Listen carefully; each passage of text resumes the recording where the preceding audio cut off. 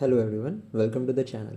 So today we are going to start our next chapter in the series of Polity through MCQ series, and these MCQs are straight away based on the book M. Laxmikanth. Now, the topic ongoing is the constitutional bodies, and today we are going to look at the next constitutional body, that is a special officer for the linguistic minorities.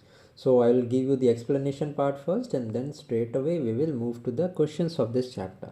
Now, let us start. Now, if I talk about the Special Officer for Linguistic Minorities, so originally in the Constitution there was no such provision.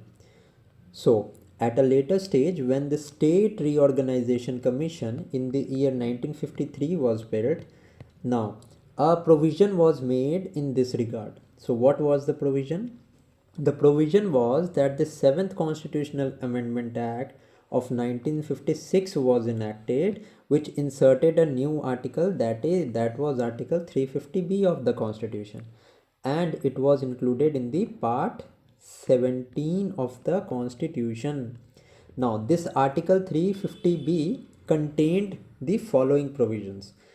Number one provision was that there should be a special officer for linguistic minorities that is to be appointed by the president. This was the first provision that was made by this article.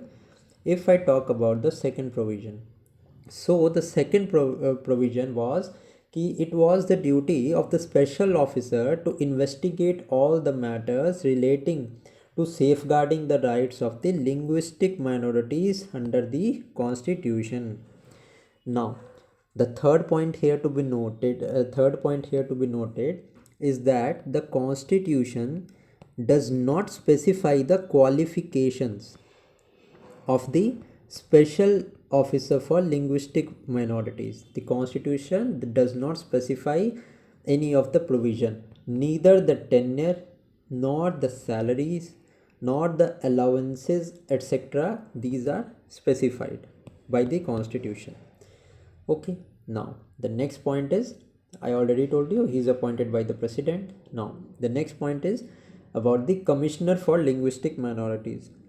Now, in persuasion of Article 350B of the Constitution, the Office of Special Minorities of Linguistic Minorities was created in the year 1957.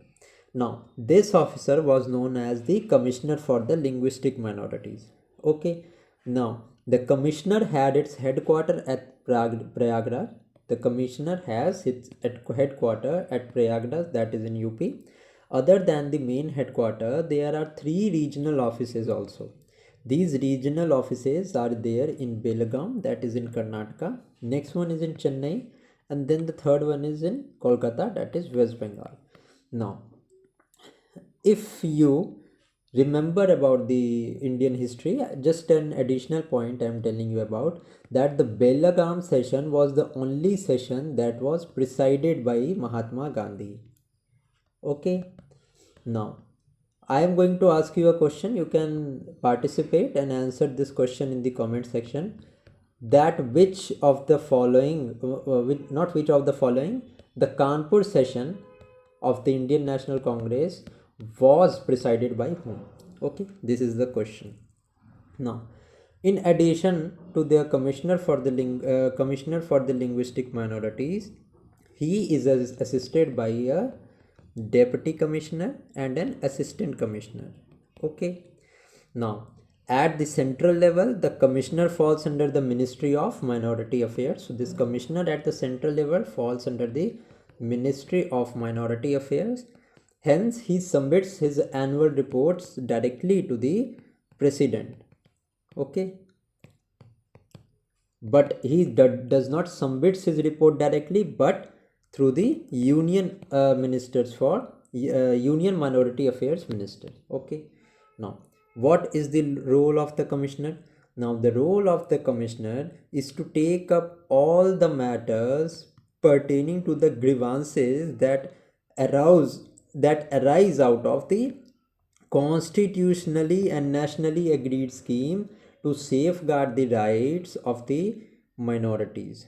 Okay, now his advice is taken whenever a matter is being made whenever a policy making is being made with respect to the minorities in India.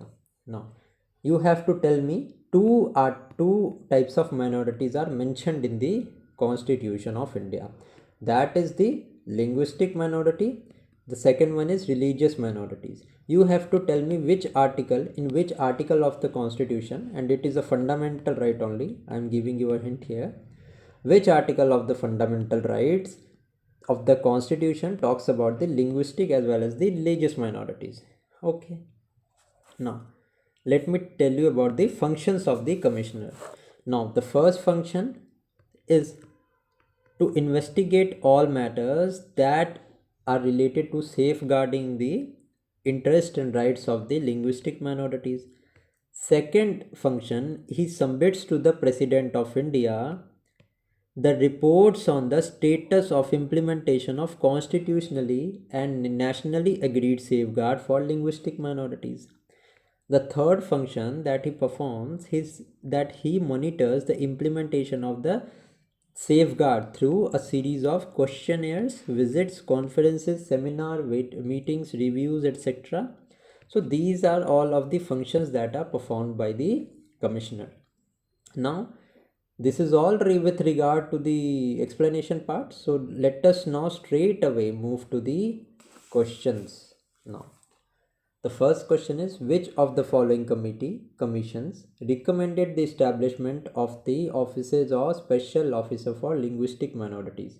Now I already told you, under the State Reorganization Act the year 1953 it was proposed, and the 7th Constitutional Amendment Act of 1956 was enacted, in which an Article 350B of the Constitution was added.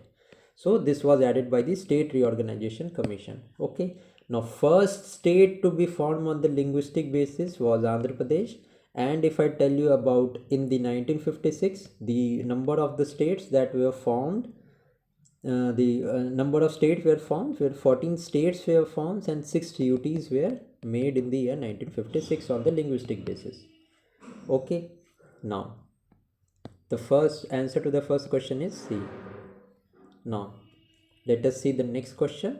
The next question is, the Commissioner for Linguistic Minorities submits his annual reports and other reports to the whom? He submits his report to the President of India. And linguistic minorities comes under the Minority Affairs Ministry of India, Ministry of Minority Affairs, and then he submits his report to the Union Minister of Minority Affairs, and then he submits that report further to the President.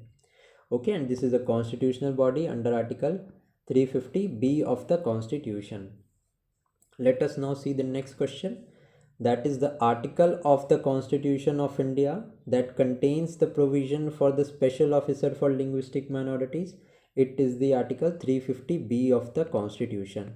Now, just for the sake of the revision, Article 338 is the National Commission for Scheduled Castes. Article 338A of the Constitution is about the National Commission for Scheduled Tribe. Article 338B is about the National Commission for Backward Classes. Okay. All of these are constitutional bodies. That is why they have an article assigned to them. Okay. Now you have to tell me in the comment section by which amendment of the Constitution the National Commission for Backward Classes was accorded an constitutional status. Okay. The amendment you have to tell me in the comment section. And I would expect you to comment these, because it will help you to interact more proficiently. Now the next is, at the central level, the Commissioner for Linguistic Minorities falls under the, so it is an easy question, it falls under the Ministry of Minority Affairs. The Tribal Affairs, Home Affairs, Social Justice, these ministries has nothing to do with the Commissioner for Linguistic Minorities, and it falls under the Ministry of Minority Affairs. Let's now proceed to the next question. Now, the office of the Special Officer for the Linguistic Minorities was created in, so we have to mention the year in which it was created. So I already told you, in the 1956 State Reorganization Act was passed, and 7th Amendment Act was passed, by which 350B article was assigned to the Special Officer for Linguistic Minorities. So the office came in the year 1957. This I already explained you in the explanation part. So A is the correct answer. Let's now proceed to B. Question number 6. Which of the following appoints the Special Officer for Linguistic Minorities? So it is a constitutional body, so the officer is appointed by the President of India and no one else. Okay. Next is question number 7. The headquarters of the Commissioner for Linguistic Minorities is located at. So the headquarters is located at Allahabad. Other than the headquarter, 3 more regional headquarters, regional centers are there. What are these regional centers? So regional offices are situated at Belagaum, that is in Karnataka. Then comes Chennai is in Tamil Nadu, and then comes the Kolkata is in West Bengal. Okay, so these are the 3 regional centers as well. Headquarters is there at Allahabad. Let us now see the next, yes, and it is the final question as well. Which of the following Constitutional Amendment Act made a provision for the Special Officer for Linguistic Minorities? So this was the 7th Amendment Act of the year 1956, and an article was Article 350B of the Constitution. Okay. So with this, we are done with this small chapter of Special Officer for Linguistic Minorities. Do like the videos and do bother to just suggest your valuable suggestions. I'm open to all of the suggestions, may it be positive or negative. You can mention your suggestions in the comment section. Thank you for watching.